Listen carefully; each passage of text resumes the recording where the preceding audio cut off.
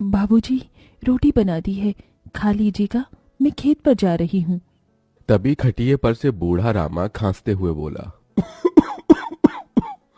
अरे बहू, ये ले, मेरी शॉल लेती जा, बाहर बड़ी ठंड पड़ रही है। नहीं बाबूजी, इसकी जरूरत आपको ज्यादा है, क्योंकि घर में ओढ़ने को एक भी कंबल नहीं। माँ, आज हम तीनों भी आपके साथ चलेंगे खेत पर बच्चों, तुम्हारे पास स्वेटर भी नहीं, सर्दी लग जाएगी। माँ, जल्दी तो आपको गुलिया दीदी और तानी दीदी को भी लगेगी। अगर हम जब एक साथ मिलकर खेत पर काम करेंगे तो ज्यादा पैसे आएंगे और फिर हम कंबल खरीद लेंगे। मेरा राजा बेटा कितना समझदार हो गया है, माँ के दुख को समझने लगा है। सरिता अपने बच्चों के साथ खेत पर आती है, जो कि जंगल के पास पड़ता था। बच्चों, हमें आज के आज खेत जोतकर गाजर की फसल बोनी है। सरिता की चारों बिटिया और राजा भी कड़ी मेहनत से बंजर खेत को जोतते हैं और फिर सब मिलकर खेती करते हैं। दिन बीतते हैं। एक रोज जब सरिता घर आती है तो वो अपने पति को घर में जुआ खेलते देखती है। अरे बिरजू, भूख लगी है। ये ले, दारू 2 घूंट मार ले। अरे खाली दारू, इसके साथ कुछ चखना मिल जाता तो मजा आ जाता। अरे देख बिरजू, तेरी लुगाई आ गई। अजी, तुमको शर्म नहीं आती? घर में जुआ खेलते और दारूबाजी करते। तो फिर बोली, अरे जानती नहीं, पति परमेश्वर होता है और पत्नी की जगह पति के पैरों में होती है। चल जल्दी से मेरे लिए अंडा ऑमलेट बना और गरम रोटी भी।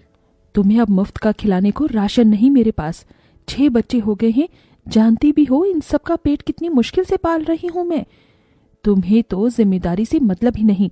घर में बूढ़ा बीमार पिता है, तुम तो कमाने गए थे ना, फिर क्या हुआ? आते ही पैसे मांगने लगी। पति ने खाया पिया कि नहीं ये तेरा बाप पूछेगा। नशे में तो बिरजू सरिता से अकड़ते हुए अपनी चमड़े की चप्पल निकालकर उसे बहुत पीटता है। ये ले, और लड़ाएगी जुबान। मैं कमाता नहीं तो क्या इस घर में मेरी इज्जत नहीं होगी? ये ले। बचाओ, ओह बचाओ, माँ को मत मारो पिताजी।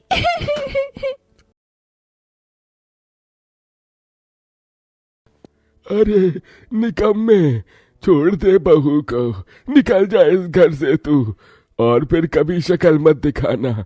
अरे ये मेरा घर है, मैंने बनाया है इसे। बिरजू चला जाता है। तभी रामा रोते हुए बोलता है, अरे जाने कैसे उड़ाऊं बेटे को जन्म दे दिया है मैंने। मेरे हाथों भारी गलती हो गई जो इसे तेरी शादी कराई। बहू माफ कर दे मुझे। पर उस 5 बेटियों की गरीब माँ का दुख इतना ही नहीं था कि एकदम से जोरदार तूफान उठा और झोपड़ी की छत हवा के झोंके से उखड़ कर गिर गई। हे भगवान, इतना भयंकर तूफान! तानी, गुड़िया, अंजू, तुम तीनों सोनी, राजा और मुनिया को लेके बाहर निकलो, मैं दादाजी को लेकर आती हूँ। उठिए बाबूजी। नहीं बहू, तू जा, मेरा समय आ गया है। तुझे उन 5 बच्चियों की सौगंध, तेरे बाद उन्हें देखने वाला कोई नहीं। जा बहू, जा। सरिता के बाहर निकलते ही पूरी झोपड़ी गिर जाती है। सरिता छाती पीट पीट कर रोने लगती है। बाबूजी। अरे कैसा निर्दयी है रे तू ऊपर वाले! क्या मिला आखिर, क्या मिला तुझे मेरा घर उजाड़ कर? तू खुद तो अपने घर में सो रहा है और मेरी 5 बेटियों को बेघर कर दिया। जवाब दे, तू बोलता क्यों नहीं? सरिता को टूट कर रोता देखकर उसकी 5 बेटी भी बिलख बिलख कर रोती है। चुप हो जाओ माँ, रो मत। माँ, मुझे जल्दी ठंड लगती है। हे भगवान, इतनी बर्फ गिर रही है, मुझे इस ठंड से अपने बच्चों को बचाना होगा। सरिता सबका दरवाजा खटखटाती है, मगर कोई भी मुसीबत में उसकी मदद नहीं करता। हार कर वो अपने जंगल वाले गाजर के खेत में आ जाती है और सब रात भर ठंड से कांपते ठिठुरते हुए बीतती है। माँ, बहुत भूख लगी है। हाँ माँ, मुझे भी भूख लगी है। तभी सरिता की सबसे बड़ी बेटी तानी खेत में देखती है जहाँ लाल लाल गाजर उगे थे। देखो माँ, हमारे खेत में तो गाजर तैयार हो गए हैं। फिर तानी अपने सभी भाई बहनों को गाजर तोड़ कर देती है। ये लो मेरी बहनों, गाजर खा लो। अपनी बेटियों को ठंड में ऐसे देख उस गरीब माँ का मन अपार दुख से भर जाता है। अपनी इस गरीब लाचार माँ को माफ कर देना बच्चों, तुम्हें ये ठंड भोगना पड़ रहा है। तभी एकदम से दिन का माहौल रात सा हो जाता है और तेजी से बर्फ गिरने लगती है। बाप रे बाप, एकदम से इतनी ठंड, ऐसी तो बिना घर के हम बच नहीं पाएंगे। तभी सरिता अपना आंचल उन पर उड़ाती है, मगर बच्चे थरथरा उठते हैं कि एकदम से गुड़िया कहती है, माँ, तानी दीदी, हम अपना घर बना सकते हैं। मगर कैसे बिटिया, हमारे पास पैसे भी तो नहीं। माँ देखो, हमारे खेत में कितने सारे गाजर उगे हैं, हम इसी से अपना घर तैयार करेंगे, पर हम सबको साथ मिलकर मदद करनी होगी। राजा बेटा, जब तक कि हम गाजर घर तैयार नहीं कर लेते, तुझे अपनी छोटी बहनों का ख्याल रखना होगा, रखेगा ना? हाँ माँ, रखूंगा। सरिता आग जलाकर अपने दोनों सबसे छोटे बच्चों को उसके पास बिठा देती है और खुद अपनी चारों बेटियों के साथ उस भयंकर ठंड में गाजर घर बनाने लगती है। अंजू, सोनी, गुड़िया, तुम दोनों मुझे और तानी दीदी को गाजर तोड़ तोड़ कर दो, हम घर बनाते हैं। ठीक है माँ। गरीब माँ बेटियां मिलकर गाजर घर बनाती हैं, मगर घर एकदम से ढह जाता है, जिससे सरिता दुखी हो जाती है। कितनी मेहनत से ये गाजर घर बनाया था हमने, मगर सारी मेहनत बेकार चली गई। तभी चारों बेटियां रोते हुए गाकर अपनी माँ को हिम्मत देती हैं। जिंदगी की यही रीत है, हार के बाद ही जीत है, थोड़े आंसू है थोड़ी हंसी, आज गम है तो कल है खुशी, जिंदगी की यही रीत है, हार के बाद ही जीत है। मेरी बच्चियों। रोते हुए सरिता अपनी बेटी को गले से लगा लेती है। वो फिर कोशिश करते हैं, कई बार उनका गाजर घर बिगड़ता है।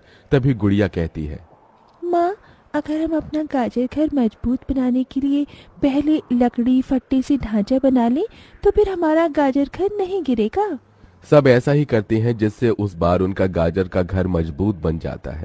सरिता अपनी पांचों बेटियों और बेटे के साथ घर के अंदर आती है। तब जाकर उनके शरीर को गर्माहट महसूस होती है।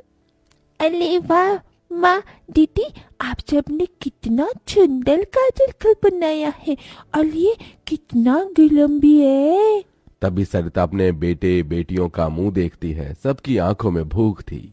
मैं जानती हूँ तुम सबको भूख लगी है ना, अपनी माँ को एक दिन दे दो, मैं कल काम ढूंढ लूंगी। ठीक है, आज हम ये गाजर खाकर सो लेंगे। आप भी खा लो ना माँ, आपने 2 दिन से कुछ नहीं खाया। सोनी अपने नन्हे हाथों से अपनी गरीब माँ को गाजर खिलाती है। अगले दिन सरिता ठंड में इधर से उधर काम ढूंढने भटकती रहती है, मगर कोई उसे काम नहीं देता। इधर अब उसके खेत के गाजर भी खत्म हो गए थे, जिससे उसकी बेटियां भूखी थी और उसकी दुधमुही बेटी भूख से रोई जा रही थी।